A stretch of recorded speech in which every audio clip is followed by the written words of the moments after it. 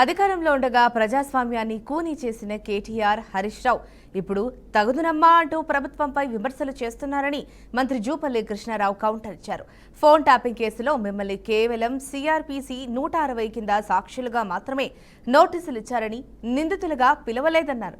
నిజంగానే ఫోన్ ట్యాపింగ్లో మీరు ఎలాంటి తప్పు చేయకుంటే ఎందుకు భయపడుతున్నారని నిలదీశారు. అలాగే సింగరేణిని కేంద్ర మంత్రి కిషన్ రెడ్డి పరిశీలిస్తే అన్ని విషయాలు బయటపడతాయన్నారు.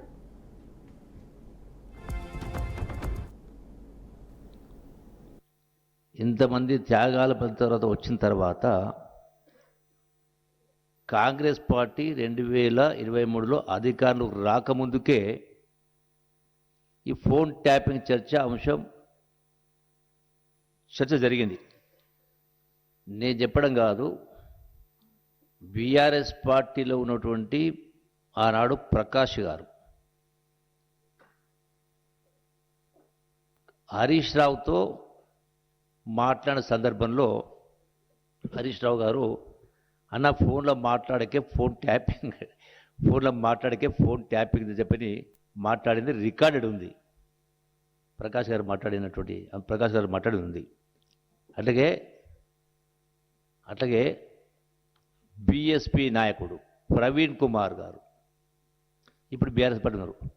వారు కూడా ఆ బీఎస్పీలో ఉన్నప్పుడు బీఆర్ఎస్ చేరకముందు ఈ యొక్క ఫోన్ ట్యాపింగ్ అంశం గురించి ఆనాటి నాయకత్వాన్ని కూడా విమర్శించడం జరిగింది.